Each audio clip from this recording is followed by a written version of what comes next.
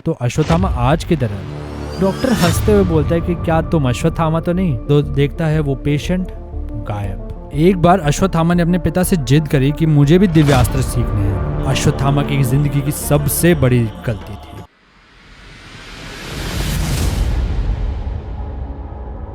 अश्वत्थामा, ऐसा अपराध ना तो हिरण्याक्ष ने किया, हिरण्यकश्यपु, कंस, रावण, किसी ने नहीं किया। तुम्हें तुम्हारी मृत्यु का भय नहीं है ना? तो मैं तुमसे तुम्हारी मृत्यु ही छीन लेता हूँ। ये श्री कृष्ण किसको श्राप दे रहे थे और ऐसा श्राप क्यों दे रहे थे? ऐसा क्या हुआ था जो भगवान श्री कृष्ण को ऐसा श्राप देना पड़ा? चलिए शुरू से शुरू करते हैं। गुरु द्रोण को पुत्र चाहिए था। पुत्र की प्राप्ति के लिए गुरु द्रोण ने घोर तप किया और तपस्या से खुश होकर भगवान शिव प्रकट हुए और उन्हें एक पुत्र का वरदान दिया। ये पुत्र चमत्कारी था, मायावी, एक मणि के साथ पैदा हुआ था और एक बहुत ही दिव्य बच्चा। ये मणि इस बच्चे को असीम शक्ति देती थी। ये इसको बुढ़ापे, रोग, कष्ट और जख्मों से इसका रक्षण करती थी। कोई घाव होता तो अश्वत्थामा का तुरंत ही भर जाता। पर इसका नाम अश्वत्थामा तब रखा गया जब इसने पैदा होते ही घोड़े की तरह हिनहिनाया, तो इसका नाम अश्वत्थामा पड़ गया। अश्वत्थामा की एजुकेशन जो है वो 100 कौरव और 5 पांडवों के साथ गुरु द्रोण के आश्रम में ही हुए। जहां अर्जुन गुरु द्रोण का जब प्रिय शिष्य बना, तब अश्वत्थामा और दुर्योधन की दोस्ती हुई और ये अश्वत्थामा की जिंदगी की सबसे बड़ी गलती थी। ये हमें ये बताती है कि दिव्यता सिर्फ बचपन से होना जरूरी नहीं है, तुम्हें हमेशा इसके लिए मेहनत करती रहनी पड़ती है। जहां अर्जुन निरंतर अपना अभ्यास में लगा रहता था, वहां दुर्योधन और अश्वत्थामा अर्जुन से बदला ले लेने के लिए दोस्ती कर लेते हैं।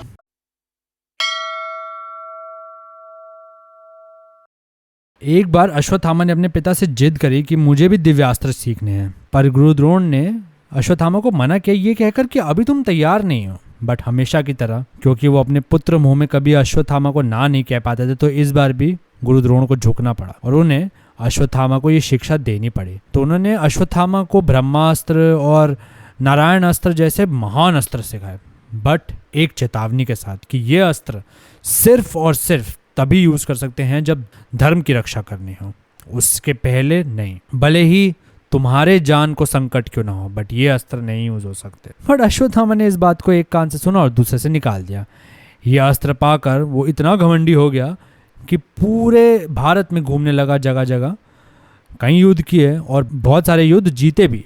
सब जीतने के बाद वो श्री कृष्ण के पास द्वारका पहुंचा, जहां उसने सुना था कि श्री कृष्ण के सुदर्शन से बड़ा कोई अस्त्र नहीं। तो उसने श्री कृष्ण को नारायण अस्त्र देने का वादा किया और बदले में उनसे उनका सुदर्शन ही मांग लिया। श्री कृष्ण ने मुस्कुराकर अश्वत्थामा के अंदर पनप रहे घमंड को देखा और उस घमंड को तोड़ने के लिए श्री कृष्ण ने हाँ कह दिया कि ठीक है भाई, ले ले तू। पर उसके बाद जो हुआ वो अश्वत्थामा ने सोचा नहीं था। जैसे ही सुदर्शन श्री कृष्ण के पास से निकलकर अश्वत्थामा के पास आया, उस सुदर्शन के तेज ने अश्वत्थामा को अंधा कर दिया। अश्वत्थामा कुछ समय के लिए कुछ नहीं देख पाया, वो बेचारा रो रहा था।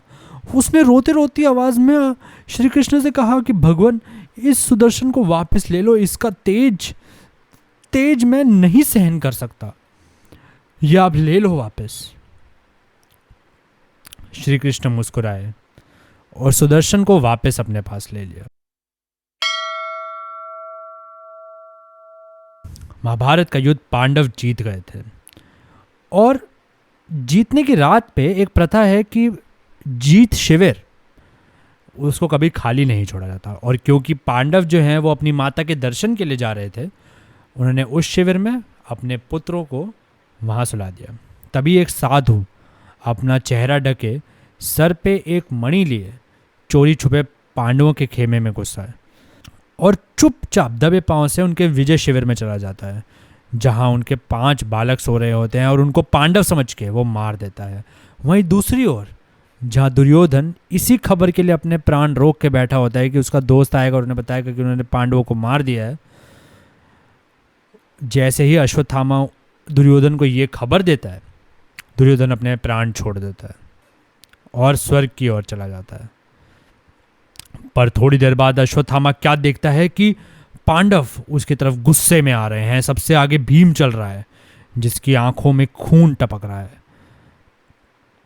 अश्वत्थामा घबरा जाता है, डर जाता है। वो पांडवों से बदला लेने के लिए उनकी तरफ ब्रह्मास्त्र छोड़ देता है। ब्रह्मास्त्र को अपनी ओर आता देख अर्जुन भी ब्रह्मास्त्र का आवाहन करता है। पर उसी समय भगवान श्री कृष्ण वहां पहुंच जाते हैं और अर्जुन से कहते हैं, क्या किया तुमने? अगर ये दो ब्रह्मास्त्र टकरा गए तो इस लड़ाई का मतलब ही क्या था? धरती वैसे ही पूरी खत्म हो जाएगी। तब अर्जुन श्री कृष्ण से क्षमा मांगता है और ब्रह्मास्त्र को वापस अपने तुनीर में आने को कहता है। बट अश्वत्थामा, क्योंकि उसके पास आदि ही शिक्षा होती है चीज़ों की, तो उसको वापस बुलाना आता ही नहीं है ब्रह्मास्त्र को, पर उसको ब्रह्मास्त्र की दिशा मोड़नी ज़रूर आती है। तो वो पांडवों का वंश जो अभिमन्यु की पत्नी उत्तरा के गर्भ में पल रहा होता है उसकी ओर मोड़ देता है। ये देख भगवान श्री कृष्ण इतना गुस्सा हो जाते हैं और अश्वत्थामा के पास जाते हैं और कहते हैं, अश्वत्थामा, ये जो तुमने अपराध किया है ये आज तक किसी ने नहीं किया है, चाहे वो हिरण्याक्ष हो, हिरण्यकश्यप, कंस या फिर रावण ही क्यों ना हो। किसी ने इतना घोर अपराध नहीं किया है, तो तुम्हें दंड भी बहुत ही घोर मिलेगा। तुम्हें मृत्यु का भय नहीं है ना, तो तुमसे तुम्हारी मृत्यु ही छीन रहा हूं मैं। समय के अंत तक तुम असहाय, घायल और थके हुए भटकते रहोगे। कोई तुम्हारी मदद नहीं करेगा, सब तुम्हें धुतकार देंगे। तुम मरने के लिए भीख मांगोगे रुद्रदेव से, सारे भगवानों से, बट तुम्हें मौत नहीं आएगी। अगर इतना बड़ा श्राप दिया गया था तो अश्वत्थामा आज किधर है? आज भी कई स्टोरीज हैं छुपी हुई जो सामने आ रही हैं। अब चलिए उन स्टोरीज की तरफ चलते हैं। एक बार एक आदमी नर्सिंग होम में आता है जिसके सर के ऊपर से खून आ रहा होता है, पस भरी होती है, सेप्टिक हो गया होता है उसके सर के बीच में, और वो आकर डॉक्टर से मदद मांगता है। डॉक्टर हंसते हुए बोलता है कि क्या तुम अश्वत्थामा तो नहीं?